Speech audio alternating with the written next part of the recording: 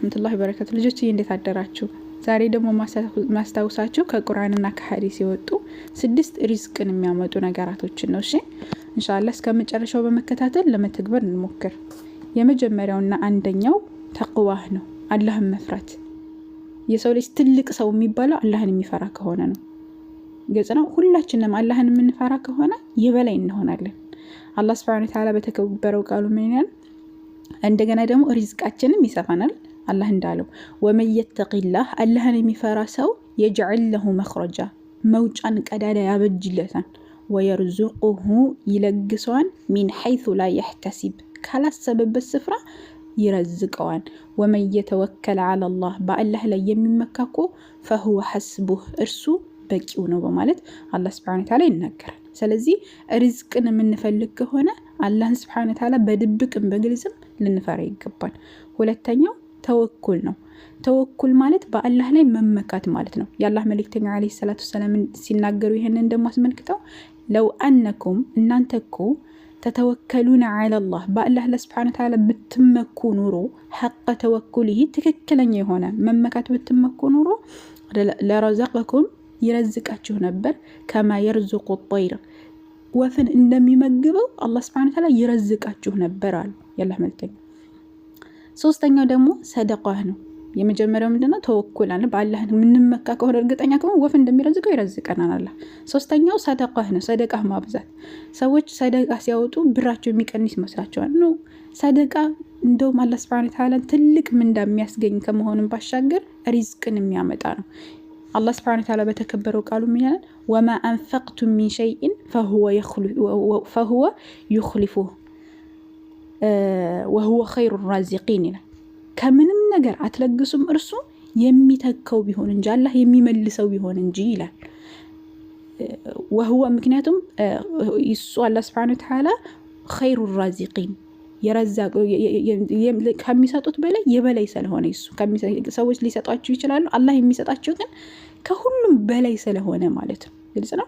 ስለዚህ እንስጥ፣ መስጠት ሪዝቅን ይጨምራል ማለት ነው። አራተኛው እስትግፋር ነው። እስትግፋር ማብዛት፣ እስተግፊሩላህ የጧትና የማታ ዚክር ማብዛት።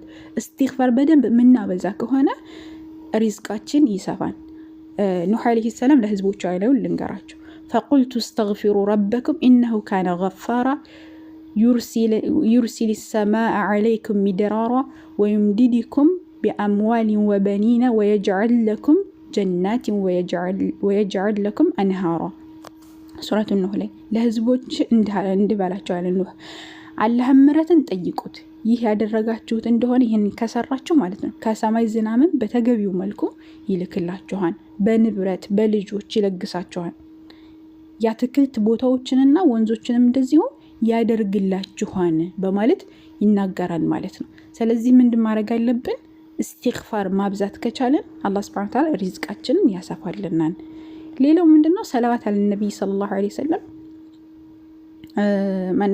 ሰላት ነው። ሰላትን ማለት መጠበቅ ነው። ሌላው ሶስተኛው ሰላትን መጠበቅ ነው፣ ወይም ደግሞ ሰላትን አዘውትረን ወይም ደግሞ በሰዓቱንና ሰዓቱን ጠብቀን መስገር ነው።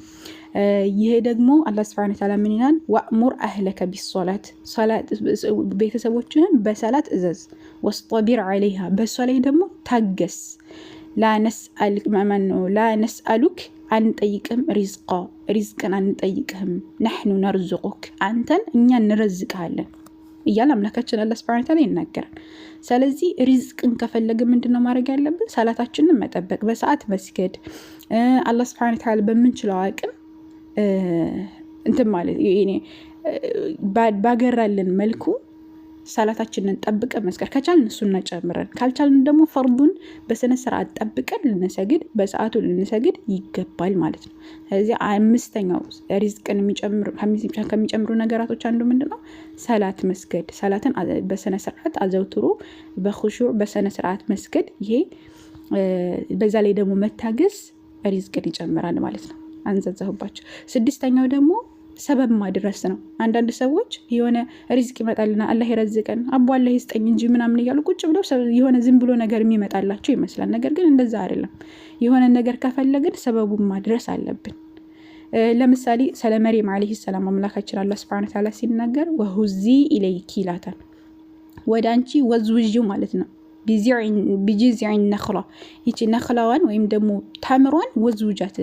ቱሳቂጥ ዐለይኪ ሩጠበን ጀንያ። ምክንያቱም ይሄ የረጠበ የሆነ እርጥብ የሆነ ሪዝቅን ወይም ደግሞ እንትን ይወርድልሻል። የሆነ ስወዘውዘው ይሄ ምንድን ነው የሚባለው?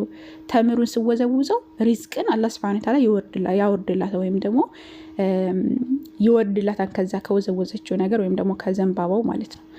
እና ይህንን ነው እነዚህ ሪዝቅን የሚያመጡት ነገራቶችን ከፈለግን እነዚህን ነገራቶች መተግበር አለብን እንጂ ዝም ብለን ቁጭ ብለን ወይም ደግሞ እንደፈለግን እየሄድን ወይም አላህ ሱብሓነሁ ወተዓላ ሳንፈራ እንደዚህ ወይም ደግሞ ሰደቃን ሳንሰጥ ዝም ብለን ሪዝቅን መፈለግ የለብንም። እና ጠቅለል ሳደርገው አንደኛ ተቅዋህ ነው አላህን መፍራት፣ ሁለተኛ ተወኩል ነው በአላህ መመካት፣ ሶስተኛ ሰደቃ ወይም ደግሞ ሰደቃ መስጠት ነው ወይም ደግሞ መለገስ ማለት ነው። አራተኛ እስትግፋር ነው አላህ ሱብሓነሁ ወተዓላን ምህረት መጠየቅ። አምስተኛው ደግሞ ሰላት መስገድ ነው አላህ ሱብሓነሁ ወተዓላ ያዘዘንን ሰላት አዘውትረን መስገድ። ስድስተኛ ደግሞ ሰበብ ማድረስ ለምንፈልገው ነገር ሰበቡን ማድረስ። አላህ ሱብሓነሁ ወተዓላ ይረዝቀናል ከዛ በኋላ። እሺ አንዘዘሁባችሁ ዛሬ አፉ በሉኝ። አላህ ይሐፈዝኩም። የተሻለን ነገር ሁሉ አላህ ይረዝቃችሁ፣ አላህ ይጠብቃችሁ።